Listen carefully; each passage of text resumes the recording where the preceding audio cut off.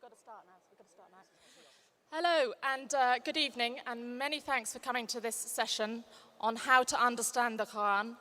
I feel extremely ill-qualified to be chairing this debate, so I want to preface my comments by saying that I'm trying very hard to understand the Qur'an, and that I really am not qualified, but thank goodness on the panel there are several other people who can help us to think about some of the issues this evening that I've been trying to think about for the last 6 months.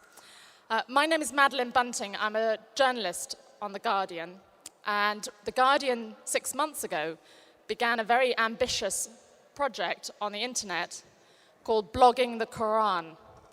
And Zia Sadar was brave enough to say that he would do it. He would blog the Qur'an. So what you can find on the Guardian Unlimited website is Zia's attempt to explain to people like me with no knowledge or understanding or background in Islam how to understand this book, which is at the center of so many debates and so much politics around the world.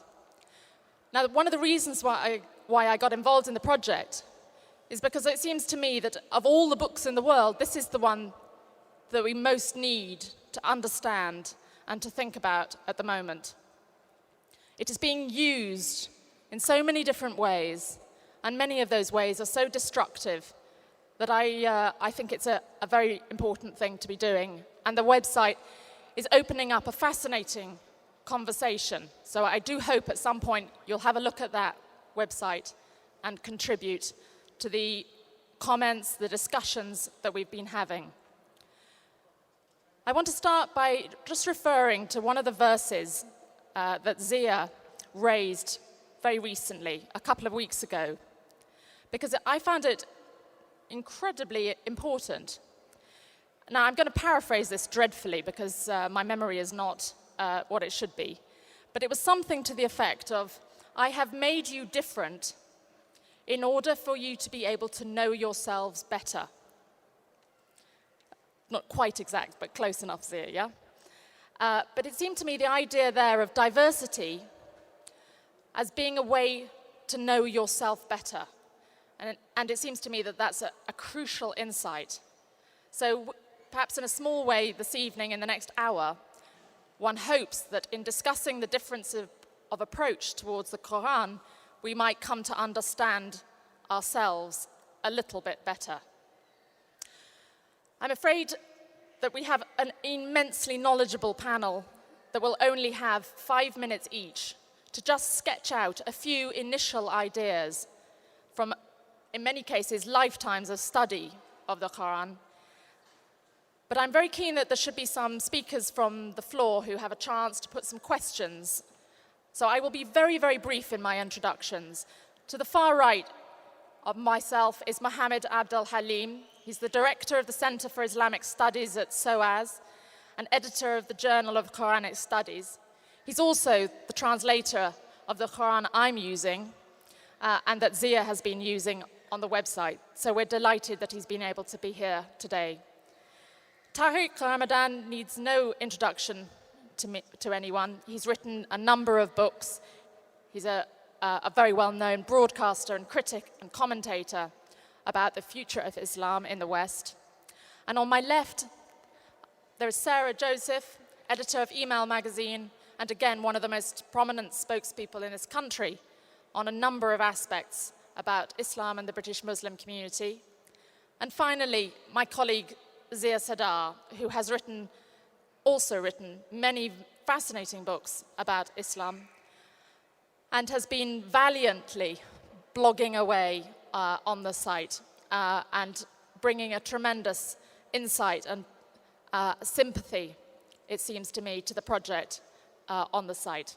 So I'm going to ask by asking Halim to just draw from his enormous wisdom and knowledge a few key pointers that he thinks we should bear in mind as we start talking today. Assalamu alaikum. Thank you very much. I thought I will give a lecture, which in our terminology means 45 minutes. I'm now told it's 5 minutes, so I don't have to say much. Easier for me, but impossible to tell you how to understand the Qur'an.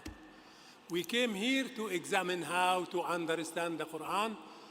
I was going to give you some tips, but it is not difficult. So I will have to, it's not possible. I will have to say the first thing you need for understanding the Quran is to get yourself a good translation into English, because we are talking about understanding the Quran in English and not the Arabic text, which outside your knowledge of languages and so on. So the best thing is to get yourself a good translation, which is easy to read. It makes sense, and it gives you tools, because without tools, some people just give the text without any notes or introduction. That is most difficult for the reader, because the Quran is written in Arabic, in a very concise language, and it has many references to historical, geographical, and personal individuals and so on. It would be difficult if you are introducing some English difficult text from Shakespeare or Milton or whatever to people in North Korea who have never heard about it, or a novel, and you talk to them about young people going to Gretna Green, or talk about Halloween and so on. It means nothing to them. You need tools to help you to understand the text of the Quran. Then we have translations of the Quran.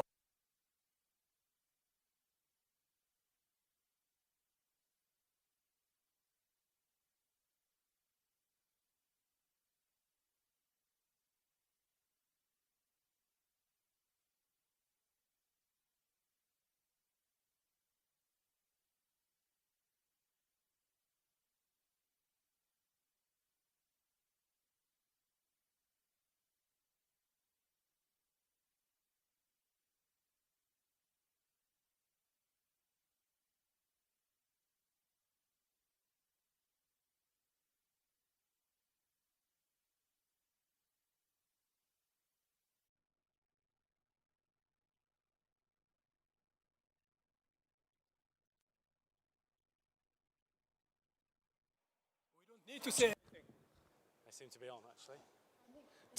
Yeah. They're both on now. Try both of those. Okay, as I said, most of the existing translations suffer from two things. Literalism takes the Arabic as it is, which belongs to a different language with different grammar and different rhetorics, and reproduce it in English, with the result you have Arabic words written in English alphabet. This is number one. And then another very difficult, very terrible thing to have in translation is wrenching a verse or a phrase from its context. And this is what many people have done.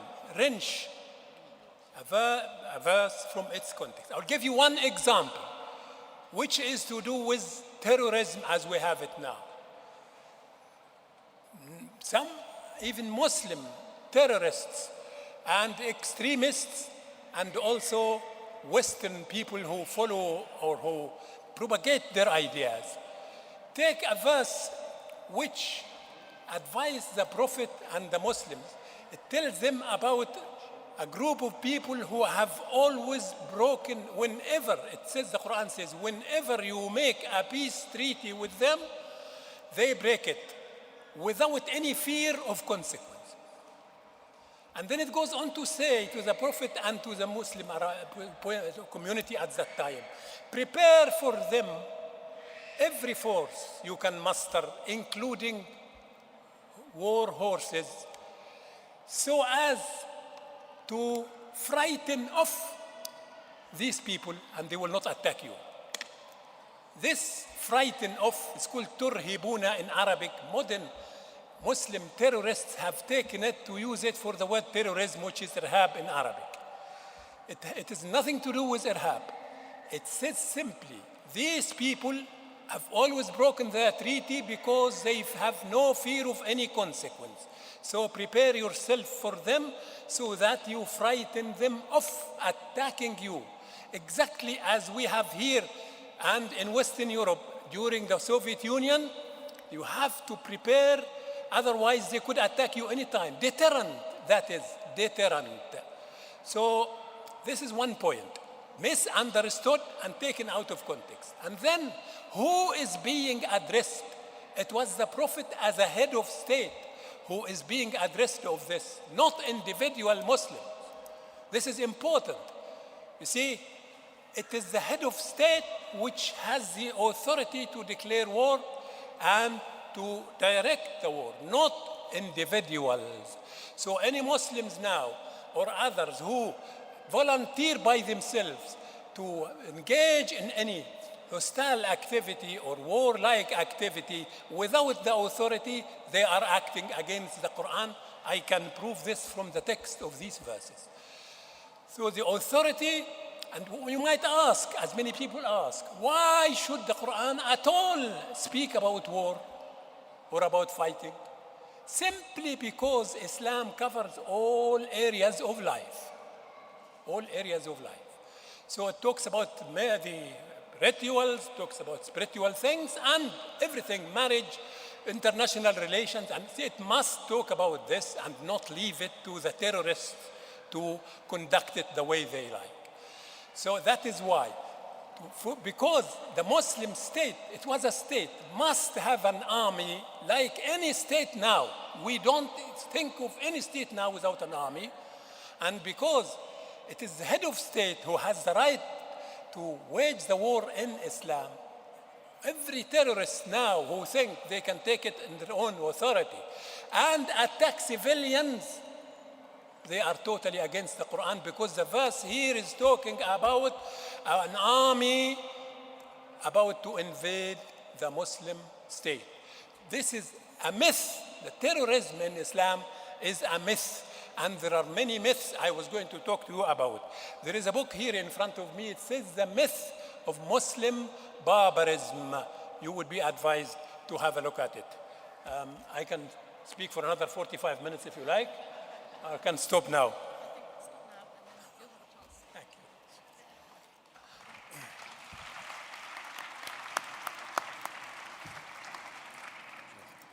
Bismillah ar-Rahman ar-Rahim. Assalamu alaikum wa rahmatullahi wa barakatuh.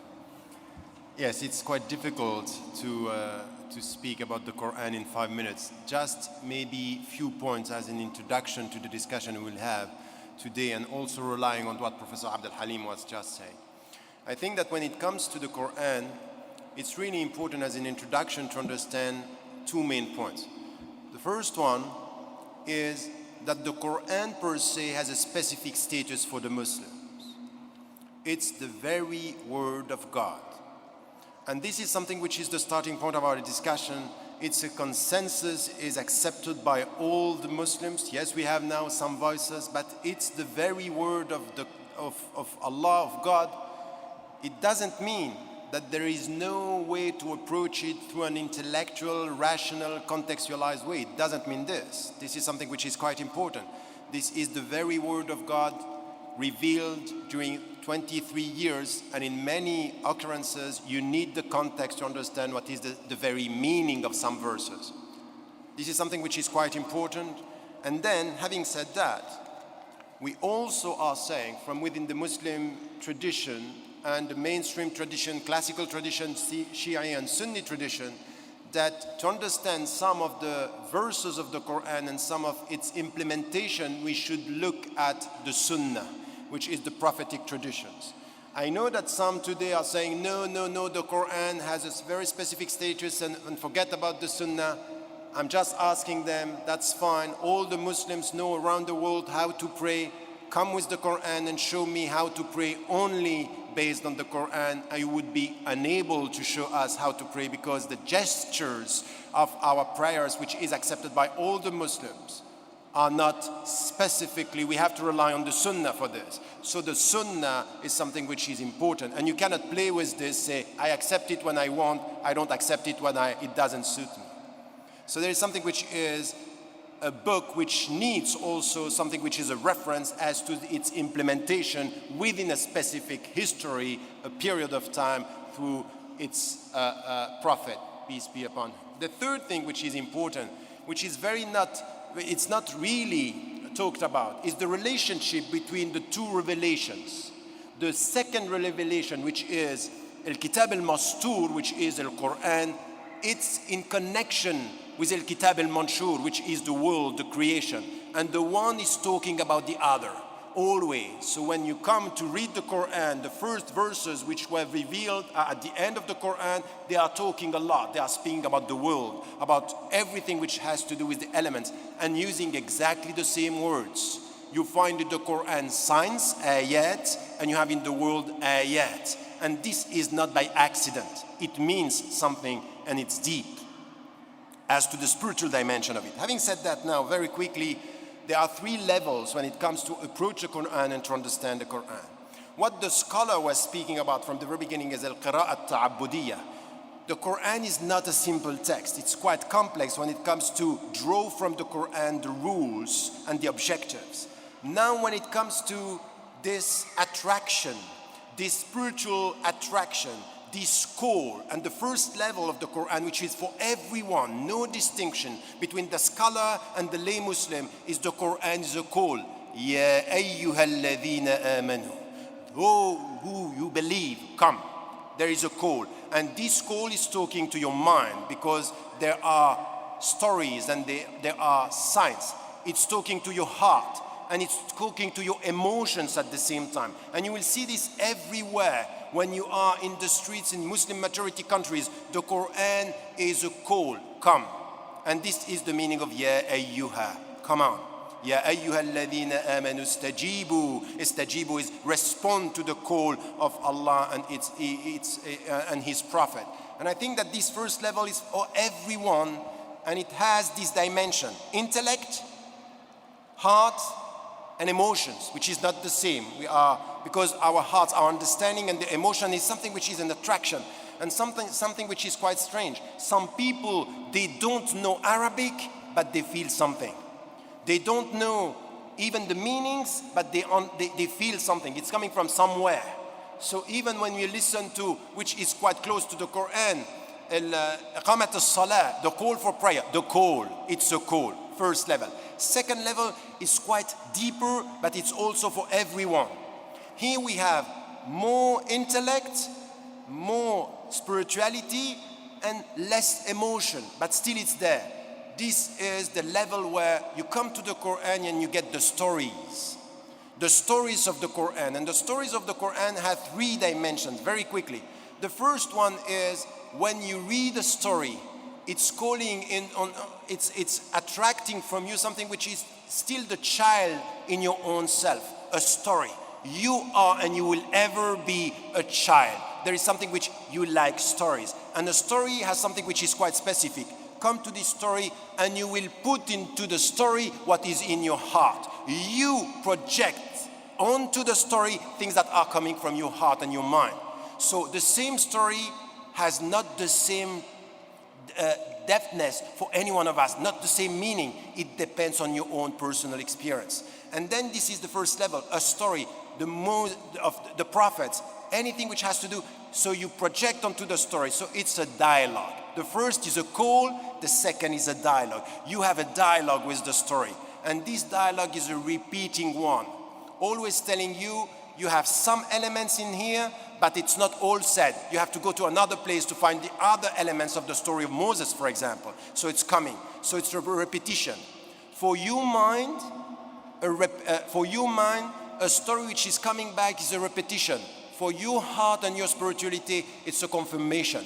It's exactly the difference between someone who is telling you, close the door.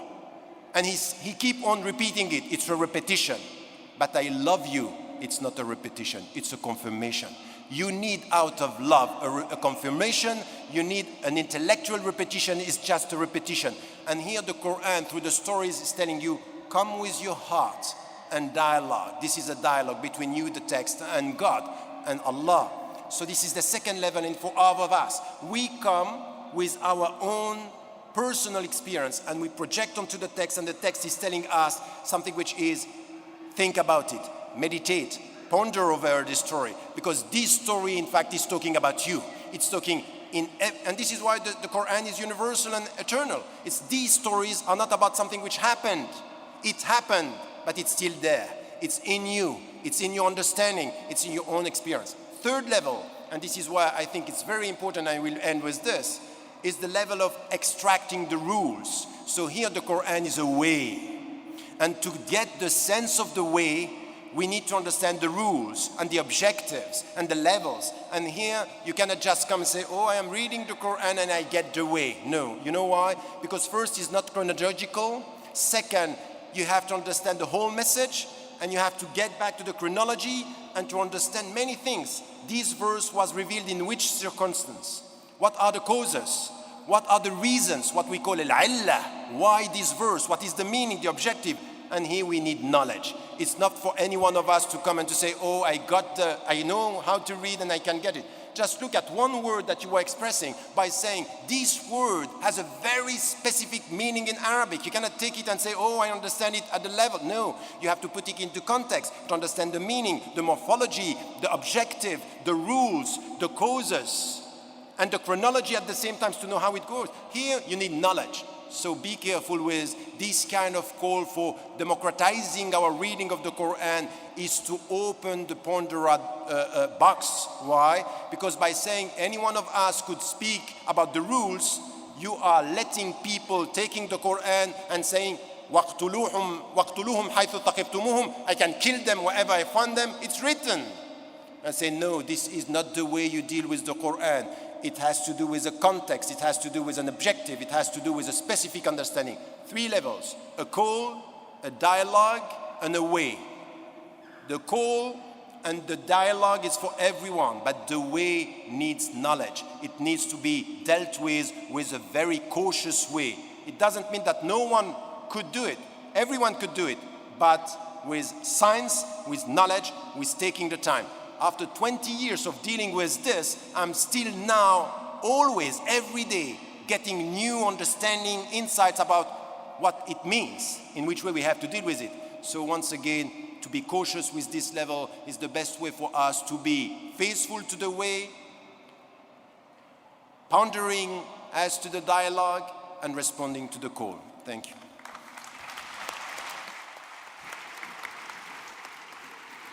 Okay, Bismillah ar-Rahman ar-Rahim, Alhamdulillah Rabbil Alameen, Assalamu alaikum. Thank you for inviting me here. I'm a bit daunted by being on such an auspicious and learned panel, but there's an Arab saying that what comes from the heart will reach the heart, and so I hope that what I say today comes from my heart and will reach your heart.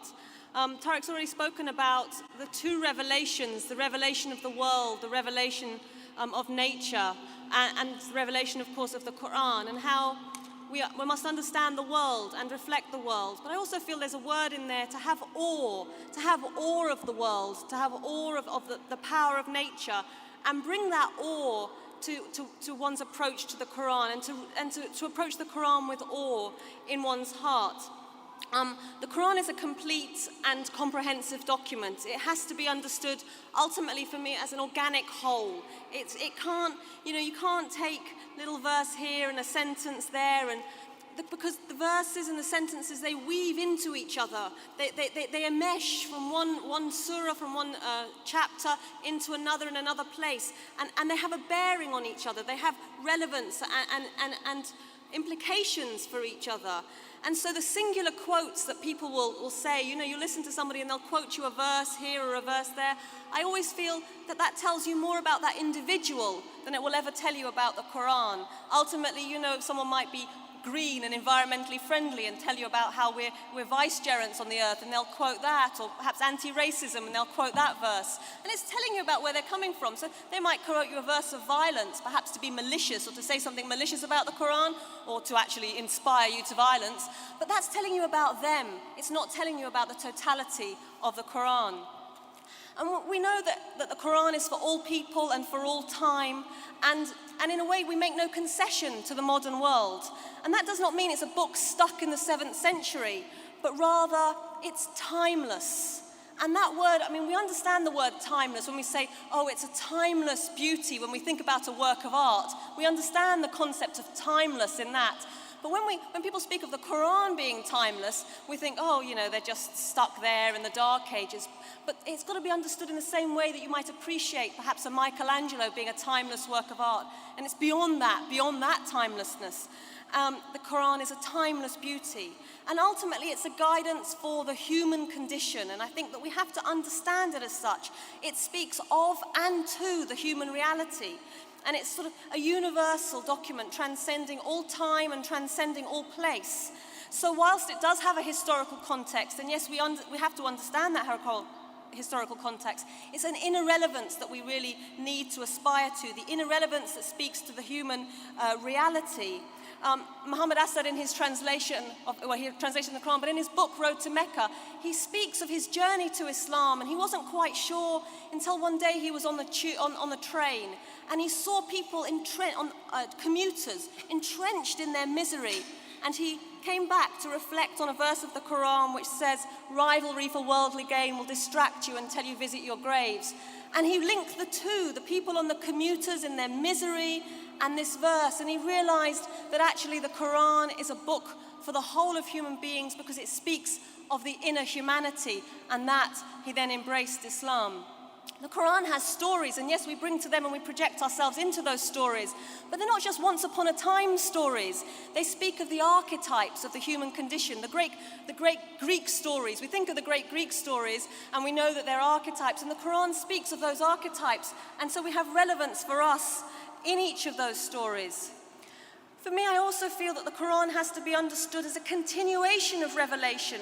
As Muslims, we've got to realize that we are part and parcel of a revelation since the beginning of time, right the way through. It's a lineage of all the prophets, and the Quran is part of that lineage, and it comes ultimately at the end of that lineage as a final reminder, because as the Quran said, as human beings, we're created forgetful. So we needed to be reminded. And so we should go to that. It's when we write a memo or a shopping list when we take to the supermarket, we know that because it reminds us of what to get that day, or we write a list of things to do because it reminds us. So the Quran should be engaging with us at that level, at the everyday level, to remind us, to jolt us. And I think that we come to an understanding much better if we have that and a remembrance. We know that the Quran's in Arabic. We know it's untranslatable, that in the Arabic its inner depths beyond the literal as it turns and revolves around the root system of the Arabic language. And any one translation is a mere personal interpretation. And so ultimately, for me, I suggest you engage with many translations, but find one that speaks to your heart the most. For me, it's Muhammad Asad's translation. For you, it might be another. And to read the commentaries and to have a conscious engagement of the mind and also of the Quran, of the heart, because the Quran is dedicated to people who think, but it speaks also at a spiritual level as well. There's an engagement of the heart. And perhaps finally, the heart can understand the Quran, the sound of it resonating in its beauty, and I think Tariq spoke of that. But it speaks at the spiritual, it speaks at the physical and the social, and some people think, oh, it's mundane, but that's fine, because the Quran and the Deen, ultimately, they're a manual for the everyday, and use it in the everyday. We wrap it up in gold fabric and very pretty embroidered things, and we stick it on the top shelf, and it becomes it's not a Ouija board of ooby googie, we somehow recite it all, but it's actually a document that generates power within you. It generates excitement and emotion, and it also generates an understanding to hit your every single daily action. And so it is a manual. A sort of, a recipe book for cooking and a manual to fix your car and a manual to fix your computer. This is the manual for the human condition, and engage with it at that level. It's not just some kind of, supernatural. So the Quran, it has ayat, it has surahs, which are its chapters, and it has ayats, which are its verses. And look at the roots of those, how the ayat is signs. Or we look at signs and we come to them, and then we come at that verse level, at that ayat level. And then we go into the chapters, the steps. We take the steps, and on those surahs, because step is the root word of the surah, on those steps we then move forward into the whole of the reading and the recitation, ultimately, which is the heart. Jazakallah khair. Everything I've said is good from Allah, the mistakes they are mine.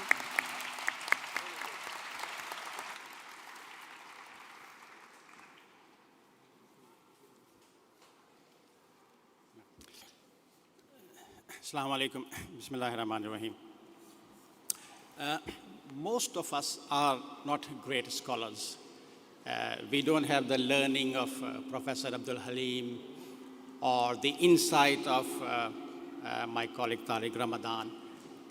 Most of us, Muslims and non-Muslims, don't even speak Arabic. I mean, there are as many Indonesian non-Arabic speaking Muslims as there are Arabs. And frankly, all those Arabs who do speak Arabic haven't done a very good job with many things. So they don't inspire a great deal of confidence, certainly not in me.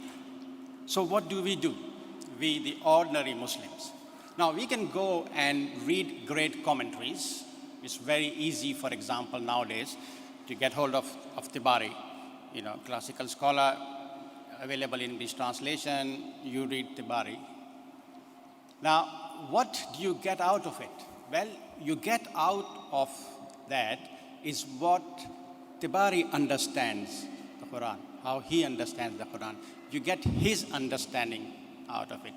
You don't necessarily get your own understanding. And I think it is important, particularly as believing Muslims, for us to try and gain our own particular understanding of the Quran. Why? Well, simply because at the end of the day, the responsibility, the accountability we have is individual. I cannot defend myself on the day of judgment by saying Sheikh so-and-so in his commentary told me so-and-so. God will ask, well, what about your brains and your eyes and your ears? How did you use them? In a sense, I see that as a very personal responsibility for every Muslim to actually engage with the text itself. And at the end of the day, we as individuals and collectives can only have an interpreted relationship with the text. Any text, if you read it, you can only try and interpret it in your own way. And specifically so, when the text is the word of God and is eternal, then the only thing you can really have is your interpretation. I think in contemporary times, perhaps more than in any other times, it is much easier for individual Muslims to engage with the text of the Quran. And I'm using the word engagement in a very specific sense. I don't simply mean read the Quran. Lots of Muslims read the Quran all the time. We read in the prayers, we read during zikr, and so on and so forth.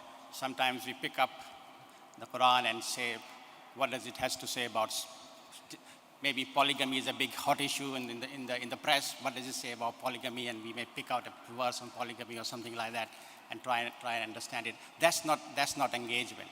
I'll give you a very simple example of engagement that I've been kind of working with. I've been struggling with 3 different translations at the moment. Professor Abdul Halim's, Muhammad Asad, that was mentioned earlier on, and a very new translation by Tarif Khalidi, which is very lyrical. And when I just simply picked up one particular verse, and looked at the 3 different translations, there were subtle but quite sophisticated differences.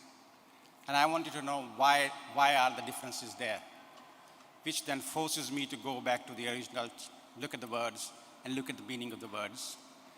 And that is quite easy as well nowadays. You've got all these incredible amount of tools available there. You can actually pinpoint a particular word of the Quran, find it in a concordance, look at it. You can look at how many different meanings it has. You can look at it, what historic meaning it had, how it was interpreted by classical scholars and so on and so forth. I think that's what I mean by engagement.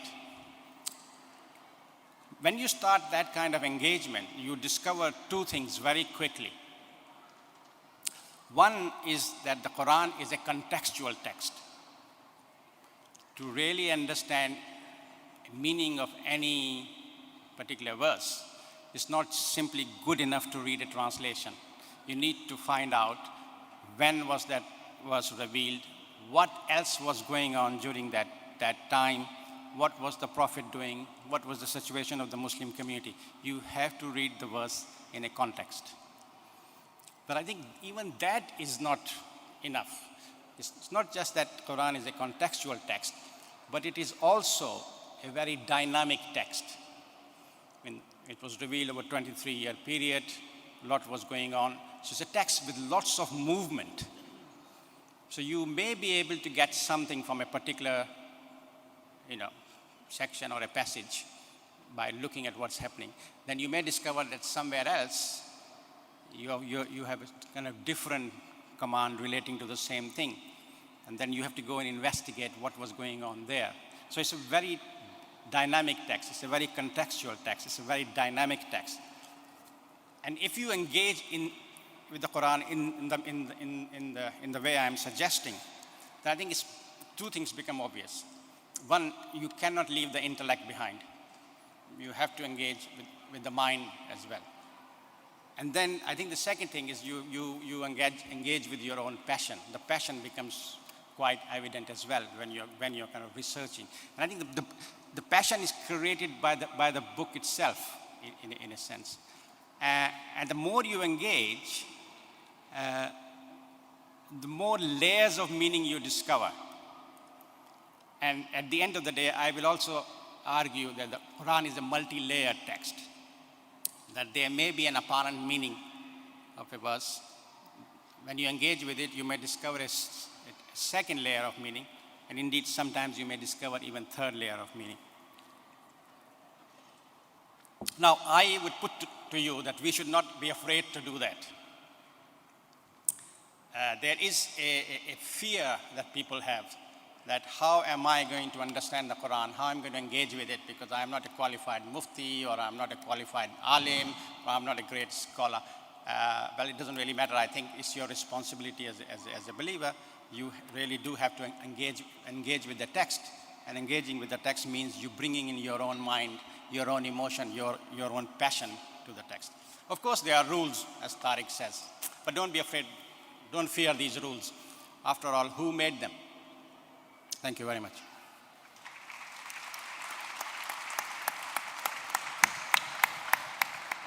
Thank you very much to all the speakers. I'm very much hoping that there are lots of questions out there. I think there's some microphones. Is that right? Do you have to wait until the microphones arrive? Yes, we've got a microphone down at the front. Can you put your hand up if you've got a question? And what we'll do is we'll get a few questions, and then the panel can have a chance to respond. So there's a gentleman over there in a dark suit. Yeah, you can't call him gentleman over there. That's Imam Sajid. Assalamu alaikum wa rahmatullah. That's great, Imam Sajid. You can't call him gentleman in the dark suit. Meddling knows me, that's no problem. Thank you very much. Because he's Imam Sajid. I think all four speakers have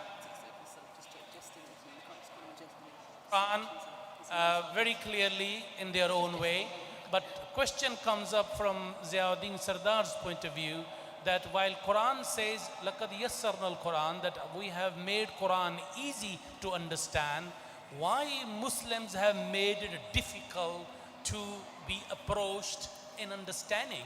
Because basic Quran commands three things: reading and recitation with the iman and ta'zeem, but also applying Quran with understanding. أَقِيمُوا الدِّينَ وَلَا تَتَفَرَّقُوا فِيهِ. I think Tariq Ramadan have explained it very well, that Quran cannot be understood without Sunnah.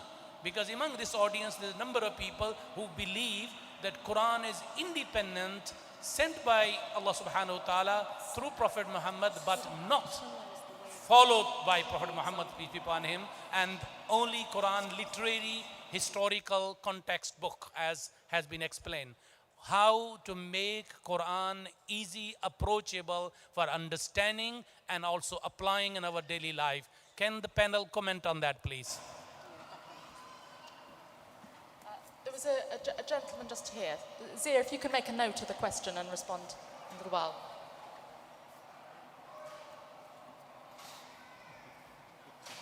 What about that lady there?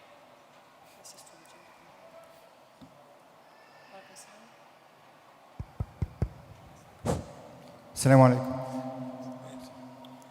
The question I have is, I've heard differing opinions about how to approach understanding or learning the Qur'an. And the question I have for the panel, would they advise that whether you're a new Muslim or even a non-Muslim, should you always have the guidance of a learned man of religion, a learned sheikh or imam, to go through the Qur'an with you, at least when you first approach the Qur'an, rather than just reading it and possibly coming to incorrect conclusions, as the professor at the start said? I'm really sorry, because I think that was an important question, and because of the bounce back in the hall, I can't understand quite. Could you repeat it slowly, and perhaps other people asking questions, if you could speak quite slowly, because it's quite hard reverberation in here. And Okay. it might help if you stand up. Yeah, that. No worries. I'll repeat the question. What I was saying is, would the panel either agree or advise that if you're going to try and understand the Qur'an, that you should do this with the guidance of a learned man of Islam or a sheikh or an imam, rather than simply approach it on your own, read a translation or even read the Qur'an in Arabic, and you could come to some incorrect conclusions, as the professor rightly said at the start, because you just don't understand the context or know anything about it, rather than just, approach it on your own. Is that clear? Thanks very much. That was great.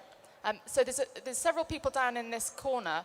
There's a lady in the pink and blue, and behind her there's a gentleman as well. Assalamu alaikum, everybody. My name is Khatija from Northamptonshire. My question was pertinent to the previous speaker. However, what I want to ask is, there seems to be myths about that you cannot explore and research the Quran unless you are a scholar. You've got to go through a scholar. Now, I don't agree with that. However, I want the panel to make a comment, and this is coming from my acquaintances, friends, and some of my family members. The other thing also is, I'm studying the Quran, or I'm trying to understand the Quran. I read Arabic in recitation form, and like yourself, Madam Chair, I started doing the same process about 8 months ago. I try to avoid the hadiths, and 2 weeks ago I just committed myself to buying myself a set of hadiths. However, what does concern me is the strength of the hadiths, because you hear people talking about not a strong hadith or it's a weak hadith, and what I'm concerned about is can you correlate the two, the hadith and the Quran? It's the gentleman in the row behind. Thank you. Yes, thank you. My question for Professor Tariq Ramadan.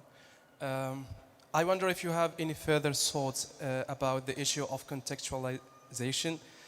In other words, do you think that the idea of contextualizing the text itself contradicts the idea of timeliness? Did you get my point? In case we want to generate new rules for new contemporary issues. Thank you. Contextualization. Okay. There was a lady over here. Can we get the microphone?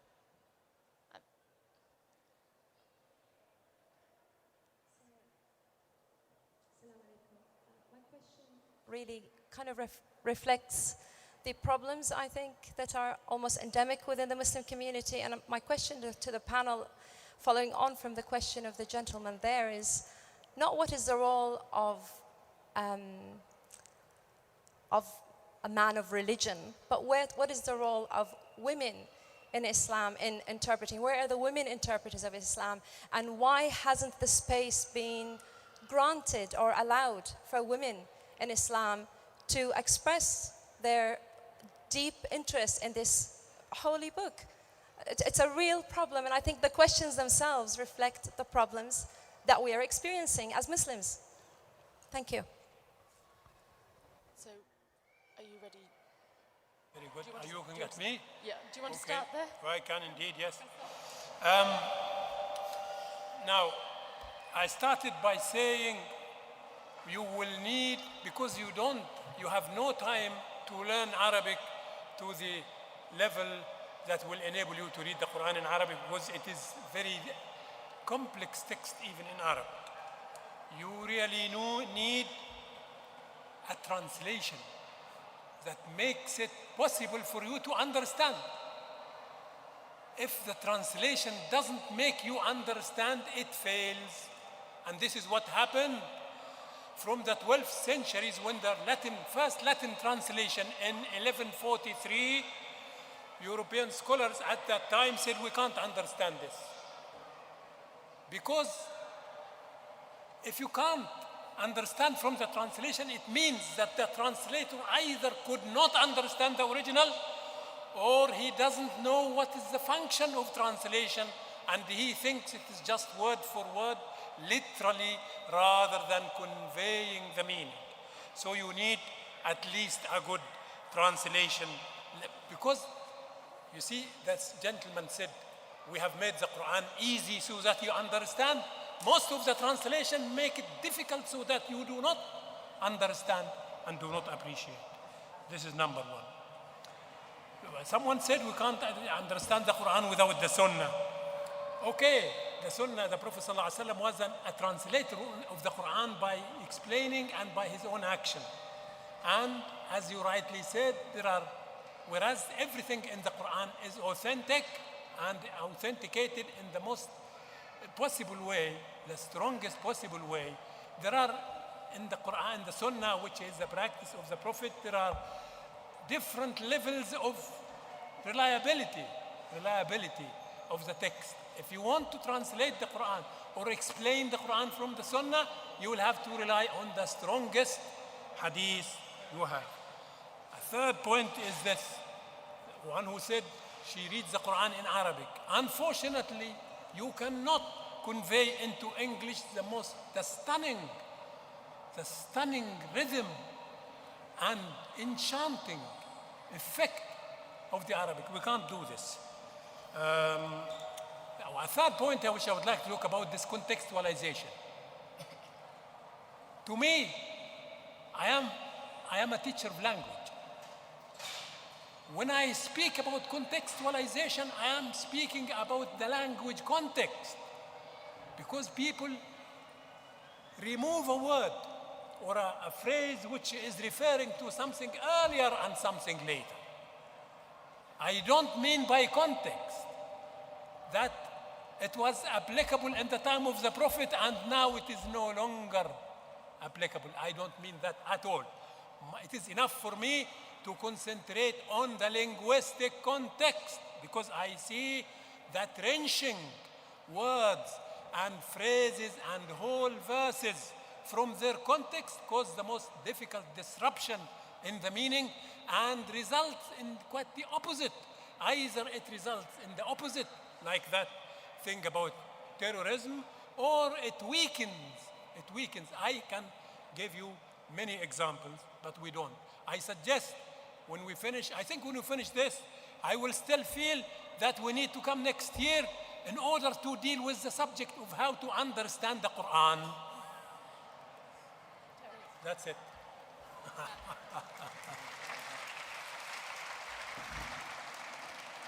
Tariq, I'd be very grateful if you'd pick up the question about, do we need a learned person to guide us through the Quran? Can anybody pick up this off a bookshelf and begin to understand it? And if not, isn't that a sort of a problem? I mean, shouldn't one be able to just pick this book up and begin to find one's way to the spiritual truths that it contains? Yes, I think that this question is also connected to make it easy, and this is something which is quite important. The point here, it's really, once again, to understand that there are levels. Really, it's really levels and different, as it was said, layers here. When it comes to the Quran as a reminder, which is the second name of the Quran, al-dhikr. Inna nahnu nazzalna al-dhikr. Al-dhikr, it's the reminder. This is for everyone. This is where it's easy. It's attractive and it's easy. The connection, the dialogue, it's easy. The stories are not difficult to understand. They are reachable and they can reach your mind, and they should. They can reach your heart. So here, this is what we are talking about when this Quran is easy. It's for every one of you. You don't need to go to school. You just need a heart. You need a mind. And the more you are coming closer to Allah, to God, you will find other things. It's always easy, but it's always deeper. It's easy and deeper, but always easy. So this is one level. And the meditation, the connection, this dialogue with the stories that will continue. This is why we are going on. This is why we are reading and reading it again. We read the Quran because it helps us to get this easy but deep and still deep understanding. It doesn't mean, and this is why we come to the second question, which is really important, the dimension of this timeless way. It's an eternal way, faithfulness, in which way we are going to be faithfulness through history and context, is something here which is by the mediation of your intellect. And here, to get to this point, so when, for example, one was asked about what is the best tafsir, what is the best tafsir, what is the best comments of the Quran, the answer was qalbuk, your heart is the best. You will get the sense. But now we are not talking about the same level. When it comes to the third level, here you need minds, understanding, and here it's complex. Here it's very complex. The Quran is not the first book to read if you want to get that level. To get the spirit, to get the sense, to get the light, yes, go to the Quran. To get the understanding, the implementation, the way to be faithful, how to walk on the way of faithfulness, this is quite difficult. And here, we need a learned person. Here we need someone who can help you to understand this text was revealed here. For example, what you were saying, Sardar, which is quite important. You come to the word, say, wow, 3, 4 different words. Why is it so? Because it's complex, it's difficult. You have many ways of dealing with the Arabic words and the context and the situation. And here, yes, we need to have this kind of understanding. And where lies the eternal dimension? Not in the verse, and this is where we are disagreeing with between some scholars. For some, you read the Quran and this is the eternal message here. From where comes the eternity, the eternal dimension? There is a verse revealed in a specific context, and your mind is coming in between and trying to understand the meaning of the verse in this context and extract out of it the principle, and the principle is eternal. The connection between the dialogue, between the text and the context is helping you to extract it. So this is istinbat al-ahkam. Istinbat al-ahkam is extraction of the rules from the relationship between the text and the context. If you know nothing about the context, if you don't know the chronology of the text, you are not able to do it. Now, having said this, what you said, which is really important, the psychology of the reader, it's very important. The way you look at it is very important. The way you look at the context is important. And we need women with scholarship, with being able to read the text. As to the call and the dialogue, it's for everyone. But to be able to extract, to understand in which way this is connected to a specific situation. A woman's way to read the text and to extract also, which is not going to be by definition contradicting what the men are doing, but it's another viewpoint. It's something which is really important. We need this knowledge. And you know what? It's coming, and inshallah it will be coming. This is something which is quite important because it's a very important take onto the Quran, which is, yes, when you have the knowledge, whoever you are, Aisha radiallahu anha was a scholar. She was a scholar. She was giving advice. She was explaining as well some of the understanding of the verses and the ahadith of the Prophet ﷺ. So I think that this is something that we have to take seriously and not to undermine it by saying it's not so important. The relationship between the believers and the Quran is important.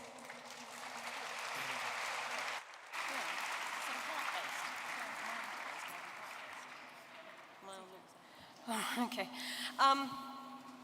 God, there's so many things to say, but I think that in relation to context and timelessness, which is the point that you were making, if you're deriving laws and legislation, then it's imperative that you have context. But the timelessness, which is speaking to the human condition, it's, perhaps that's the element of speaking to the human reality. I mean, one of the things I like about the Asad translation is he will say, in his notes, he'll say, this was revealed in this context and this was going on, but this speaks to the timelessness of the human condition because, you know, X, Y, and Z. It's both simultaneously, and that's its depth and its richness. So it's not either or. You can have your cake and eat it. And in terms of just whether women should, you know, women have historically, we did one issue of the magazine where we interviewed a scholar who'd done his book on women scholars of Islam, and he thought, oh, maybe I'll find about 8 or 10 in the early period. And he found 8,000 women who were engaging with their faith and their deen to put a perspective across. I'm not 100% convinced that, oh, women are going to have one perspective and men are going to have another, but, you know, to have lots of different voices coming through in their understanding and their heart. And it's a book of the mind, a book of the heart, and we need all of that coming forward to take us forward as a community that's cerebral and also, you know, spiritually connected to each other. The thing about this, do we need a learned scholar to take us through the book? When I embraced Islam 20 years ago, I didn't have a learned scholar. I had myself and I had a lot of books. They were, I'm sure, written by learned scholars, but they're always, how do you know the learned scholars right? You know, at the end of the day, you're going to stand there before Allah on the last day, and you're going to say, you can't say, well, you know, he said it, and I followed him. You know, it's not I once went to this sort of centre, and the woman said, don't worry, as long as you're on the scholar's train, just relax. And that's right, you can't abrogate your responsibility in that way. We are individually accountable, and we're going to have to be accountable. What did I understand by this? What did I feel? What, you know, here I am, O Lord, and I've had to make my conscious decision. And the Qur'an speaks of this, you know, when he says, why do you find your forefathers doing this and you just carried on doing that? You're going to have to make decisions about this for your time, for your place, for your heart, for your soul, because that's what you're going to be accountable for on the last day.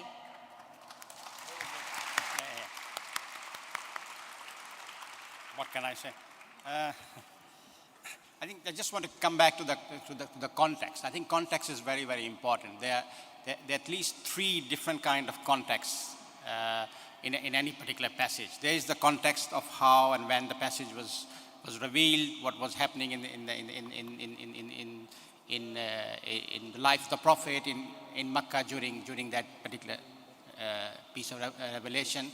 There's a context of what else is happening in the Quran on the same topic. So there's if you like, a holistic context. But of course, there is a third context, and that context is what you bring to the verse, what you yourself, a person of contemporary times, bring into the understanding of the verse. And I think that's perhaps is the most important context of all. Now, I agree with what was said earlier on that in one way, you know, understanding the Quran is easy. The Quran itself makes it easy. But depth doesn't come from easiness. Understanding is not a lazy option. Understanding requires efforts.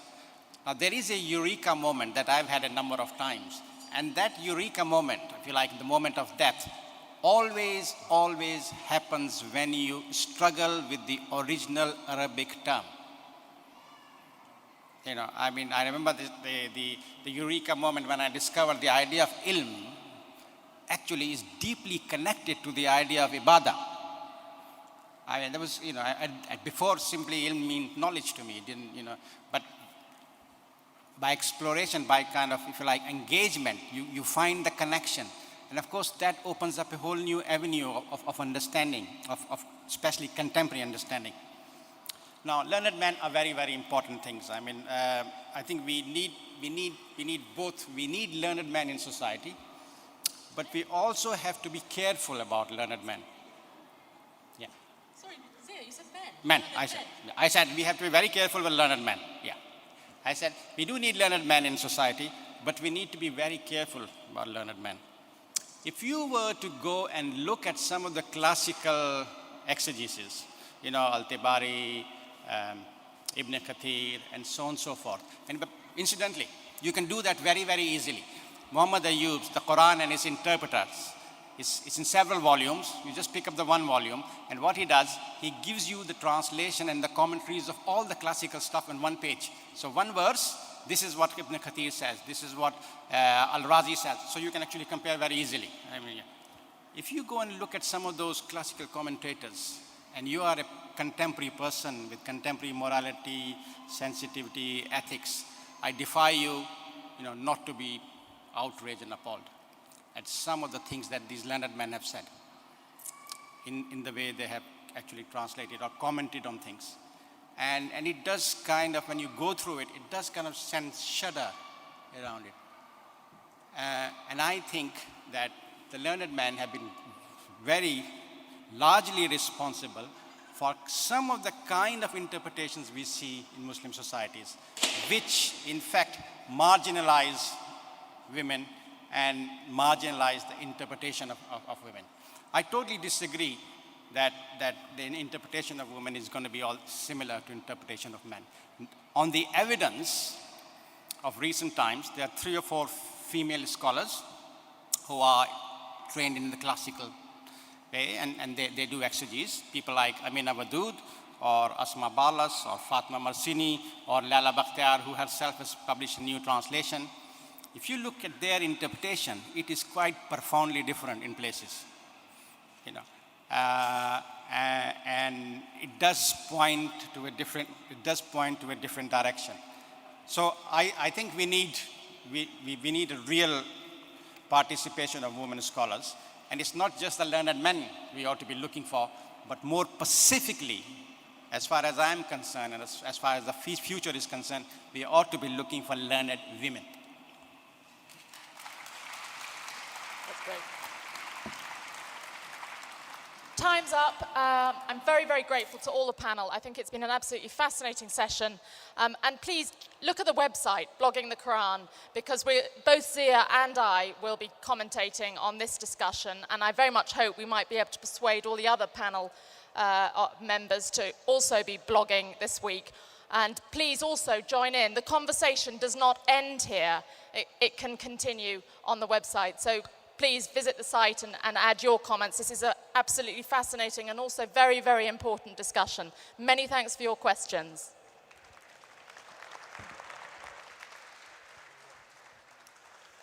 Brothers and sisters, Assalamu alaikum. First of all, can I just thank Madeline Bunting for chairing the session and thank all the speakers.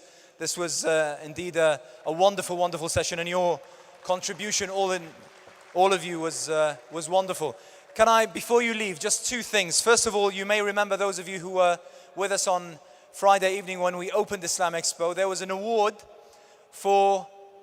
in the category for promoting better understanding of Islam, and that award went to The Guardian. But unfortunately at the time, we didn't have the company of anyone from The Guardian, so please welcome a good friend of ours, someone who's heading the comment section in The Guardian, the online print. The comment is free, as well as the hard copy, someone who has contributed to making Comment is Free one of the most watched, visited websites, dialogue websites around the world. Please welcome Georgina Henry.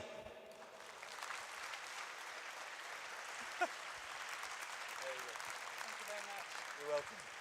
Would you like to say one? I'll just say a few words now. Absolutely. Thank you very much for this. It means a lot to us, and I'm extremely grateful, and we're very happy to be here with a fascinating session, and thank you for all coming. And as Madeline said, please come visit the bit of the website where this is happening, because it's a really fascinating discussion. Ziz and Madeline have produced really wonderful back and forths, but lots and lots of people have come and commented on it as well, and it's been an education for those of us who are much more shy about our knowledge of both Islam and certainly the Quran. It's been designed really to try and not just be discussed by Muslims, but lots of people who are very, very interested in Islam and particularly in the texts. So please come and join in. Thank you very much for this. Well done. And that's your box. Thank you very much. Thank you. Brothers and sisters, you have been absolutely wonderful, and the timekeeping has been exemplary. But now I have a request. Whilst we all spend so much effort and time and even money trying to get you here, now I'm going to request that you all leave this hall. We need to vacate this hall in order to prepare it for this evening's concert, which you are all invited to. So, if I may, thank you all very much for being here throughout the day. But now I ask you respectively to leave, but please, calmly and in order. Thank you very much. Thank you.